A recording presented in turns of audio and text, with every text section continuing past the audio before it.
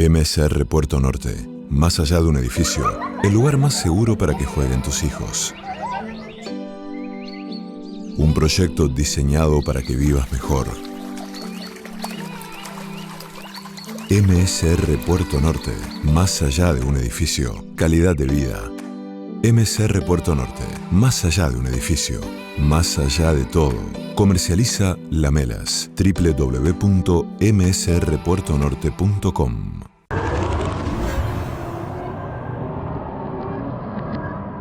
Banco Coinac, más de 40 años, junto al agro, la industria y el comercio. www.bancocoinac.com. Banco Coinac, el banco de la región y la gente.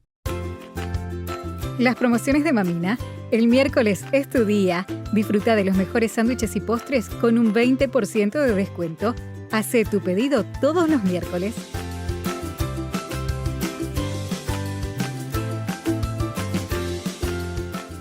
Concejalas y concejales visitan todas las escuelas, distribuyen materiales didácticos y dialogan con la comunidad educativa. El consejo en tu escuela. MSR Puerto Norte. Más allá de un edificio, el lugar más seguro para que jueguen tus hijos. Un proyecto diseñado para que vivas mejor. MSR Puerto Norte. Más allá de un edificio, calidad de vida. MSR Puerto Norte. Más allá de un edificio, más allá de todo. Comercializa Lamelas. www.msrpuertonorte.com. Now when I was a little boy, at the age of 5, I had something in my pocket, keeps a lot of folks alive. Now I'm a man of 21, you know baby.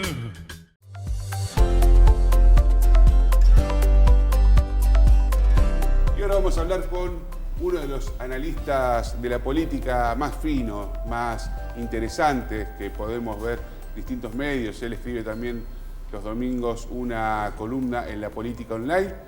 Y me refiero a Diego Genú, que tuvo la amabilidad de atendernos. Muy buenas noches, Diego. Fabricio Nabone, Nicky Magariños te saludan. ¿Cómo estás? Buenas noches. Fabricio, Nicky, ¿cómo andan? Gracias por el llamado, por el contacto. No, gracias a vos. Bueno, un poco queríamos introducir para tu reflexión esta situación que estamos viviendo en el país, donde el gobierno, bueno, se ve que no afloja en una interna feroz. Uno a veces sospecha si no ha perdido ese sentido de la supervivencia política, porque daría la impresión de que en esa puja de poder dentro del Frente de Todos, lo que están logrando es expulsar a todos los distintas orgas que la componen y distintos espacios políticos, expulsar a sus propios electores. ¿Cómo analizas esto, Diego? Sí, yo creo que desde el principio, ¿no? Hay un componente, se habla y se discute, bueno, el problema es político, el problema es económico. Yo creo que el problema es que no hay una salida política para los problemas económicos que son muy graves, que llevan mucho tiempo, que se han ido profundizando. Y toda esta discusión, esta pelea, este sálvese quien pueda que nos transmite cada día la política desde el centro de Buenos Aires, pero que también muchas veces se replica en distintos lugares, en las provincias o incluso en municipios, tiene que ver con el problema económico. Es decir, mientras el Frente de Todos no se pone de acuerdo, no encuentra cómo hacer para evitar que la inflación se siga disparando, no encuentra la manera de tener dólares, es decir, una fortaleza en el Banco Central que le permita respirar tranquilo, bueno, las peleas se profundizan y es todos contra todos. Si hubiera una solución económica, las peleas seguramente estarían en segundo nivel o no nos interesarían ni siquiera ni trascenderían, serían una cuestión para nosotros, los periodistas más ligados a la política, a la trastienda de la política.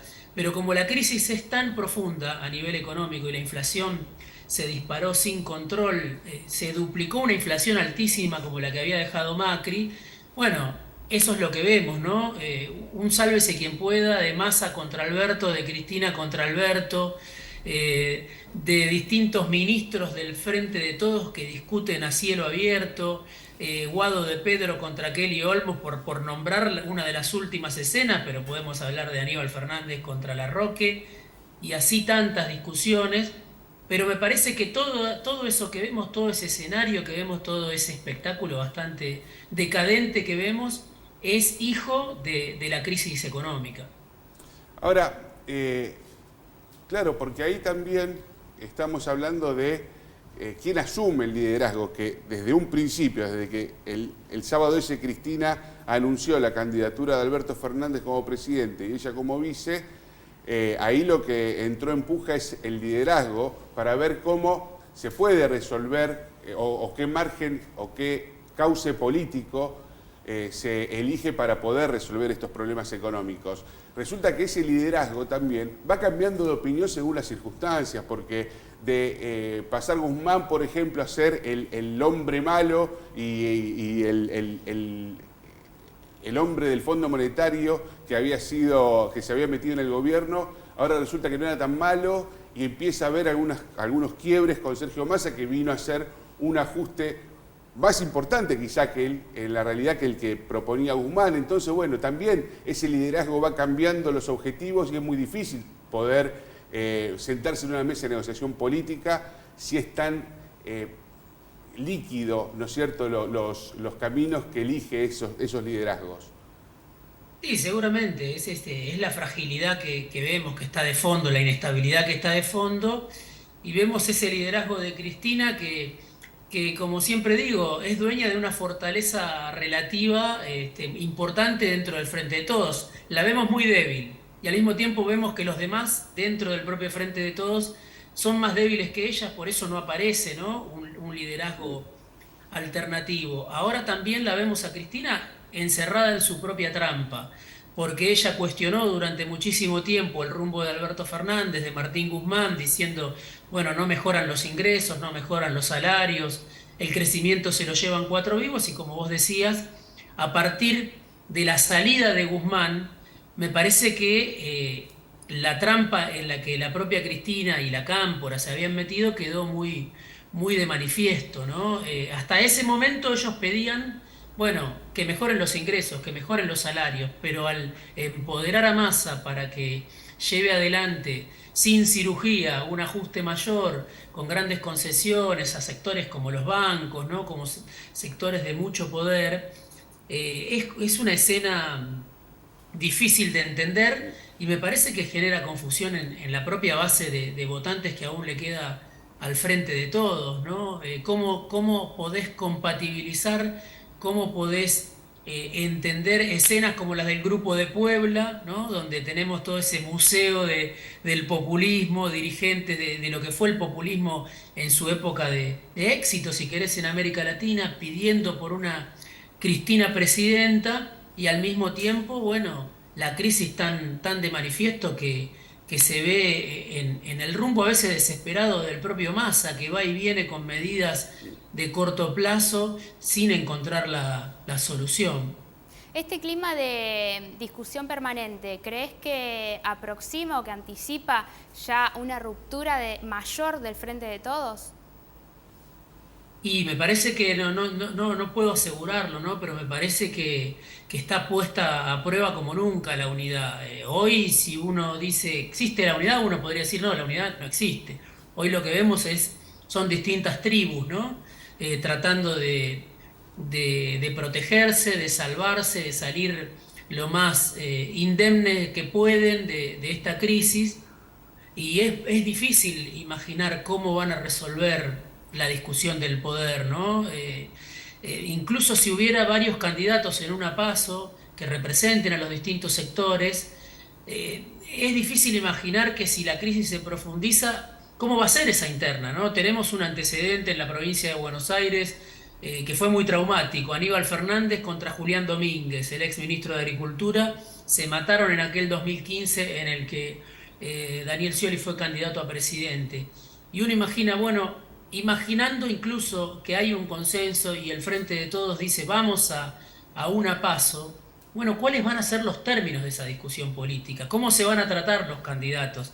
Si hoy por hoy la guerra de acusaciones es permanente, me parece que es muy frágil esta unidad y repito, ¿no? Lo veo ligado a la fragilidad de la propia economía.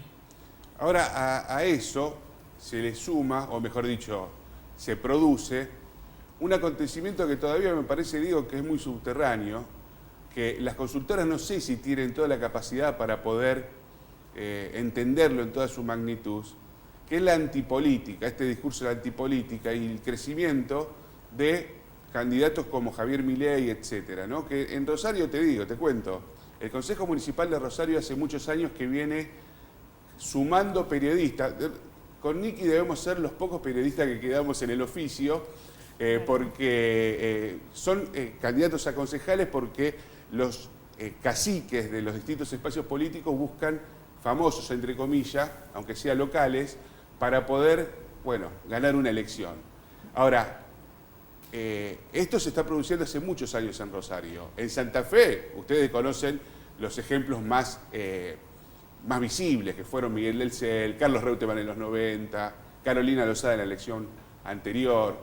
¿Qué están viendo ustedes, o qué analizás vos respecto a esa cacerola donde empieza, me parece, a tener demasiada ebullición?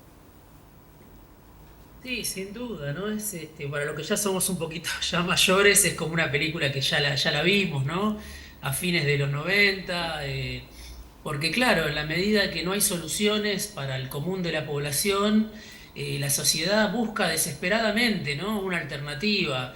Después del final de los años del cristinismo, después de las promesas de Macri, que duraron lo que duraron, después de este nuevo experimento fallido, como digo yo, que es el Frente de Todos, la sociedad busca alternativas. Bueno, obviamente aparecen outsiders, aparecen figuras que se presentan como no contaminadas, ¿no? Con la política. El kirchnerismo tuvo una época de auge, como mencionaba, se hablaba del regreso de la política, se represtigió la política en ese momento, pero claro, hubo un prestigio, sin duda. Yo creo que Kirchner tuvo un mérito político, también Duhalde lo tuvo en su momento en la salida de la crisis, pero eso iba paralelo a una economía que crecía a tasas chinas, ¿no? Bueno, ahora vamos otra vez a una decadencia muy profunda y empieza a haber este hartazgo, este enojo con la misma dirigencia política. Yo no me olvido que hace 2 décadas muchos políticos no podían caminar por la calle, incluso Raúl Alfonsín, ¿no? Que hoy es tan reconocido casi por todo el arco político, tenía dificultades para caminar por la calle, y eso no era solamente un problema de Alfonsín, era un problema de cómo la sociedad veía a la clase política en su conjunto, ¿no? Como dice Milei, como una casta, como un estamento privilegiado que no tiene contacto con los problemas que tiene la mayoría de la sociedad. Y me parece que estamos otra vez en un punto como ese. Hay dos diferencias: una son los paliativos que el Estado hoy distribuye y que hace más de 20 años no existían, la red de contención que tiene el Estado para que, bueno, el hambre, digamos, no desborde como en ese momento. Y el otro es la polarización. Mientras existe la polarización, existe, bueno, la posibilidad de que mucha gente todavía se sienta identificado por la política, no tanto con el candidato propio, sino en contra del otro, ¿no? Voto a tal para que no gane aquel. Bueno, a medida que la polarización se empieza a deshilachar, a debilitar, surgen los Milei, y surge el enojo con la política, y no sabemos para dónde puede ir ese enojo, ¿no? Cualquier expresión puede capitalizar ese malestar, ese hartazgo. Tampoco es un fenómeno solo de Argentina, hay que mirar a Bolsonaro, hay que mirar a Trump y hay que mirar muchas otras experiencias que de repente no existen y de repente llegan al poder, ¿no? ¿Y qué es lo que tienen estos en particular famosos, como por ejemplo en el caso de Santa Fe, Carolina Lozada, Marcelo Lewandowski, más allá del hartazgo que tiene la gente para con el político en sí?